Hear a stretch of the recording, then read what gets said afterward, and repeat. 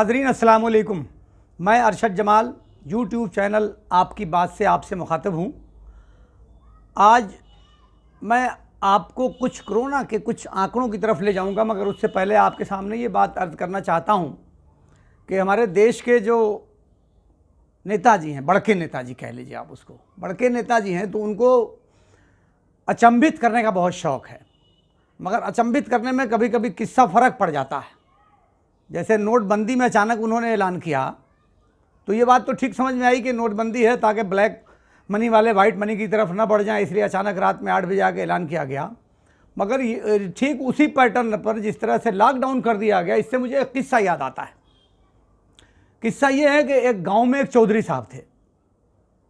तो एक आदमी पेड़ पे चढ़ गया और उसको उतरने में दिक्कत हो रही थी, ताड़ के पेड़ पे चढ़ गया।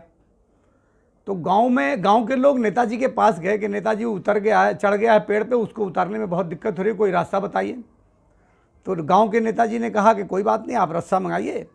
और रस्सा मंगाया गया और रस्सा उसको फेंका गया। उस व्यक्ति से कहा गया कि अपनी कमर में मजबूती से बांध लो। उस आदमी ने कमर को मजबूती से जब बांध लिया रस्से से, तो नीचे 5-6 लोगों से कहा कि अब इस रस्से को पकड़ के खींचो।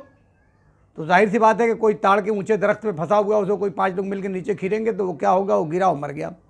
गांव वालों ने पूछा कि नेताजी कैसे, ही तो बड़ा गड़बड़ हो गया। तो नेताजी ने कहा कि यार पता नहीं क्यों गड़बड़ हो गया, अभी तो कल ही मैंने इसी तरह से कुएं से एक आदमी को रस्सी बांध के निकाला था।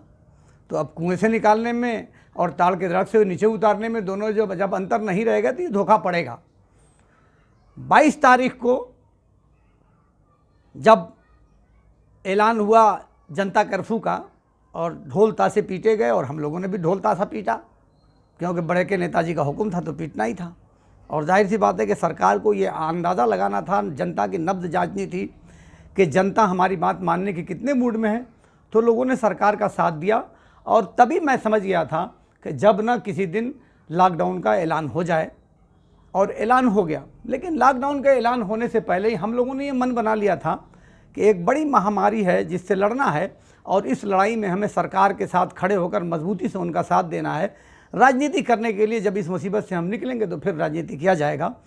और अल्लाह गवाह है और आप सब भी गवाह हैं कि हम लोगों ने इन 2 महीनों के बीच में कभी भी कोई राजनीतिक बात नहीं की, कोई विरोध नहीं किया, बल्कि खामोशी के साथ काम करने का प्रयास किया। और जनता बिना भेदभाव के सबकी खिदमत करने का, सबकी सेवा करने का, बल्कि इस बीच में हम लोगों ने फ़ोटो और वीडियो से भी परहेज़ किया और बरसक ये कोशिश की कि लोगों तक सही इन्फॉर्मेशन का आदान प्रदान हो सके, और ये सिलसिला चलता रहा। मगर अब चूँकि 71-72 दिन हो गए हैं लॉकडाउन को, लॉकडाउन ख़त्म की तरफ जा रहा है। ये अलग बात है कि जब हमारे वहाँ 300-400 केस थे तो हमने लॉकडाउन का ऐलान किया, और जब हमारे वहाँ 9000 से ऊपर रोज़ाना केस हो रहे हैं तो हम लॉकडाउन खोलने की तरफ बढ़ रहे हैं। तो सरकार की जो रणनीति थी इस पर हम लोग पहले नुक्ताचीनी नहीं किए, मगर सरकार को सरकार के ख़िलाफ़ सरकार की नुक्ताचीनी करना विपक्ष की जिम्मेदारी होती है। और अच्छा विपक्ष वही होता है जो सरकार की कमियों को बेबाकी के साथ अपनी बात को रखे। हालांकि इस सरकार में तरीका काम करने का अलग है कि जो सरकार की नुक्ताचीनी करता है उसे देश की नुक्ताचीनी बता दिया जाता है कि ये देश की नुक्ताचीनी कर रहा है। ऐसा नहीं है, सरकार और देश में अंतर होता है। और सरकार ये सरकार है और भारतीय जनता पार्टी की सरकार है, इसको देश नहीं माना जा सकता। हम देश के साथ आंख बंद करके खड़े हैं, मगर सरकार की जो खामियां होंगी उन खामियों को हम गिनाएंगे। नाज़रीन, आज हम कुछ आंकड़ों की रोशनी में आपसे बात करेंगे और आपके सामने को कुछ ऐसे तथ्य रखेंगे जो सरकार के द्वारा ठीक से प्रेजेंट नहीं किया जा रहा है। जैसे सरकार के द्वारा ये बताया जा रहा है कि हम तो अमेरिका और फलां मुल्कों के मुकाबले में हमारे मरने का एवरेज बहुत कम है, मगर सरकार ये नहीं बताती है कि जहाँ जांच, देखिए एक बात सबको समझनी चाहिए कि जितने हम केसेस की जांच करेंगे, जो पॉजिटिव केसेस आएंगे, उन पॉजिटिव केसेस आने के बाद जब उन्हें आइसोलेशन में हम रखते हैं और आइसोलेशन में रखे हुए या अस्पताल में रखे हुए किसी पॉजिटिव की जब मौत होती है तो वो हमारे मौत के आंकड़े में आता है। मगर हमारे वहाँ तो कितने पॉजिटिव हैं इसका आंकड़ा ही हमारे पास, अभी जो हमारे पास सही आंकड़ा ही नहीं है, क्योंकि हम जांच बहुत कम कर रहे हैं। मैं कुछ आंकड़े आपके सामने रखूँगा तो जिससे आपको तस्वीर साफ आएगी कि जैसे इस वक्त 35 देश ऐसे हैं जहाँ लॉकडाउन की स्थिति है पूरी दुनिया में। हम 233 देश ऐसे हैं जहाँ कोरोना के असरात पाए जाते हैं। और आप हैरत करेंगे ये जानकर कि कोरोना टेस्टिंग में 233 देशों के मुकाबले में हमारा स्थान 80 नंबर पे है। हम कितना पीछे, आप अंदाज़ा लगा लीजिए। और हमारी जो संख्या है उसको बढ़ने का आलम ये हो गया है कि हम अब दुनिया में सबसे ज़्यादा पॉजिटिव वाले देशों की संख्या में 7वें स्थान पर पहुंच गए और 6ठे स्थान पर जब न पहुंच जाएं।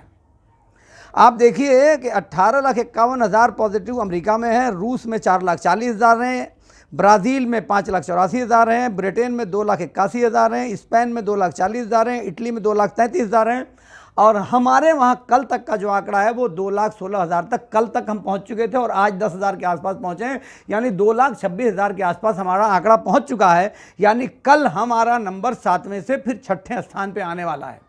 मगर ये इटली और ब्राज़ील और अमेरिका की जो हम बात कर रहे हैं, हमारे वहाँ जाँच की क्या स्थिति है? जाँच की स्थिति को अगर हम समझते हैं तो हमारी आबादी 130 करोड़ है और हम विश्व गुरु बनने का सपना देख रहे हैं अपने आबादी के आधार पर। मगर जब कारनामों को गिनाते हैं तो जाहिर सी बात है कि कोई भी आंकड़ा जब तय होगा, जब कोई भी हमारा कारनामा तय होगा या जब कोई भी हम आंकड़ा जनता के सामने पेश करेंगे तो वो आंकड़ा हमारी आबादी के तनासुब में देखा जाएगा। अगर आबादी के तनासुब में हम इस आंकड़े को देखते हैं तो हमको पता चलता है कि हमने अब तक जो सरकार की आज का कहना, यानी 71 दिनों में सरकार का ये कहना है कि 41 लाख लोगों की हमने जाँच की है। अभी मौजूदा स्थिति में, कल तक की स्थिति में हमने जांच को बहुत जब बढ़ाया है तो 1,40,000 प्रतिदिन जांच करने की स्थिति में हम आए हैं।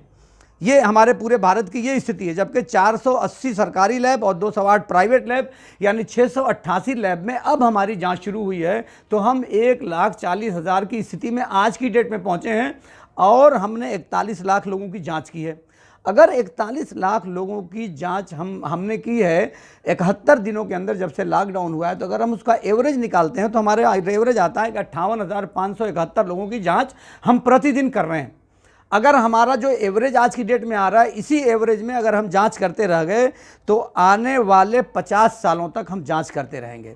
और अगर आज की डेट में हम जो 1,40,000 की जांच हम प्रतिदिन करने का दावा कर रहे हैं और कर रहे हैं, अगर 1,40,000 लोगों की जांच प्रतिदिन कर रहे हैं तो पूरे देश के लोगों की जांच करने में हमको 25 साल लगेंगे। ये बात मैं इसलिए बता रहा हूँ कि जो WHO के या दूसरी जो स्वास्थ्य संस्थाएं हैं उनका ये कहना है कि भारत में 80% से ज़ायद ऐसे मरीज़ हैं जिनमें सिम्टम दिख ही नहीं रहे। तो सिम्टम जब दिख ही नहीं रहे हैं तो इसका मतलब कि रेंडमली जांच नहीं बल्कि सारे लोगों की जांच हमको करनी पड़ेगी। अभी जो जांच है, जैसे अभी जो हम जांच कर रहे हैं तो उस जांच में हमारी संख्या बहुत कम है। जैसे चाहे हमारे देश के बड़े नेता हों, चाहे बड़े अधिकारी हों, आंकड़े बहुत देते हैं कि हमारे वहाँ जो मरने वालों का आंकड़ा है वो 3% है, अमेरिका का इतना परसेंट है, फलां का इतना परसेंट है। मगर पड़ोसी देश के हमारे जो पड़ोसी हैं उनके वहाँ एवरेज हमसे भी कम है। पाकिस्तान का एवरेज 2 के आसपास है, बांग्लादेश का 1.5% के आसपास है, 1% के आसपास नेपाल का है। तो जो हमारे पड़ोसी देश हैं आप उसकी मिसाल नहीं देते कि उनके वहाँ जांच का क्या एवरेज है और उनके वहाँ मरने वालों का क्या एवरेज है, बल्कि हम अमेरिका और फ्रांस की नज़ीर देते हैं। अमेरिका में प्रति 10 लाख प्रति व्यक्ति पर 5 लाख से ऊपर जांच हो रही है।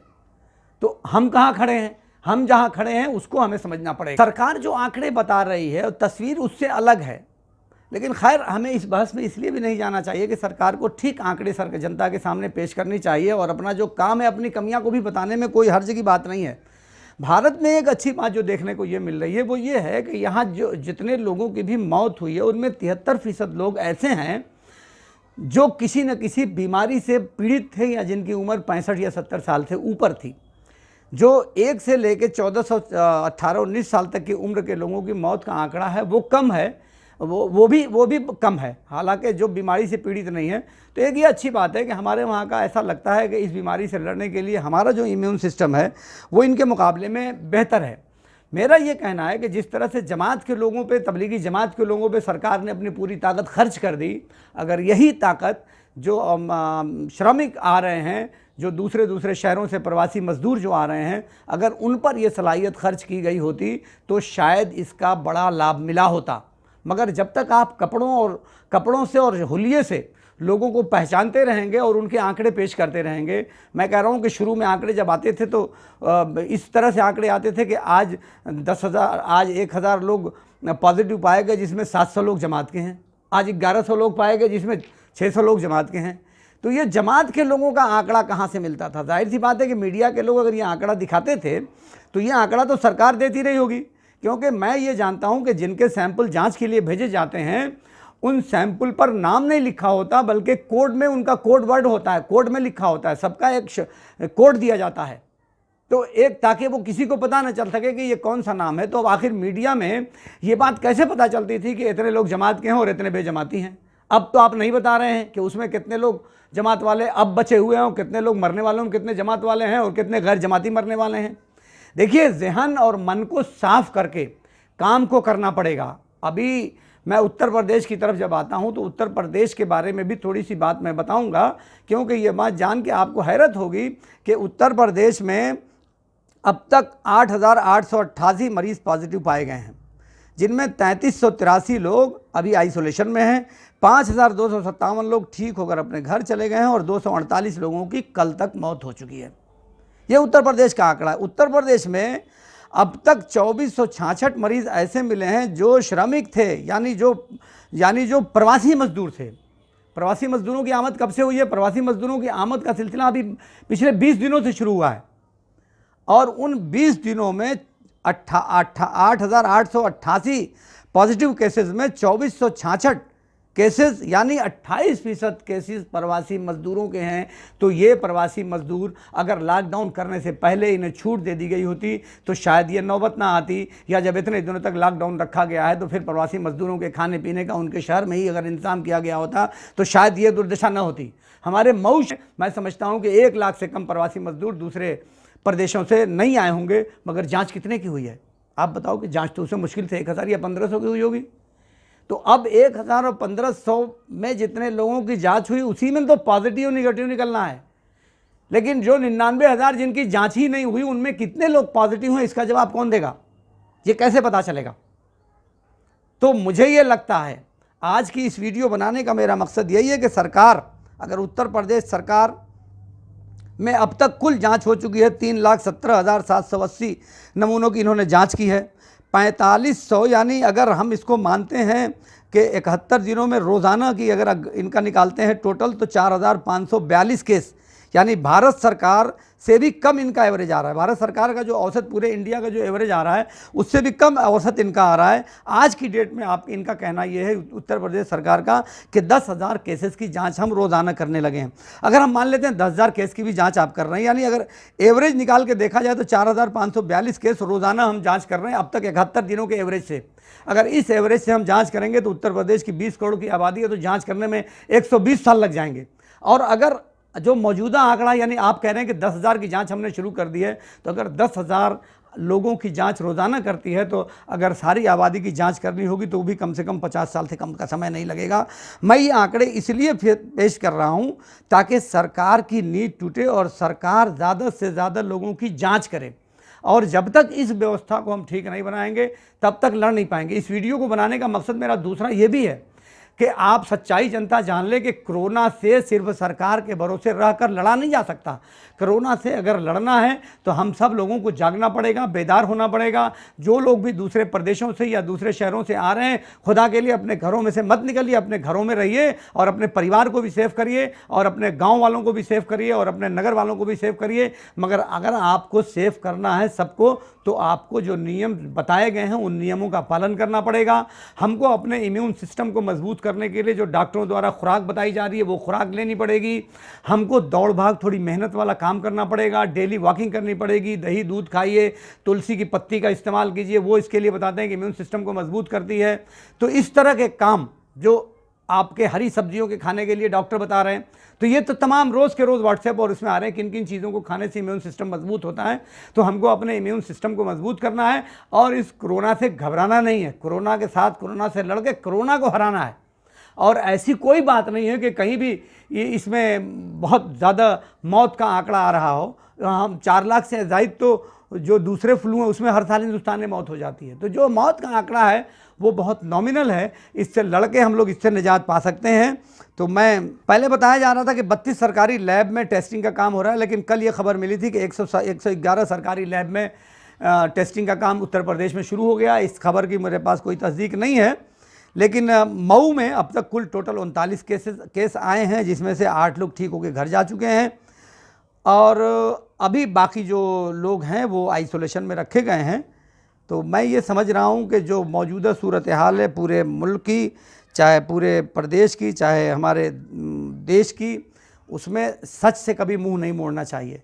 आप गौर करिए कि जिन जिन जगहों पे अमेरिकी सदर जनाब ट्रंप साहब जहाँ जहाँ आए थे उन शहरों में ज़्यादा दिक्कत है। जैसे दिल्ली में उनकी टीम पूरी उतरी और उनकी निगरानी के लिए हज़ारों लोग आए।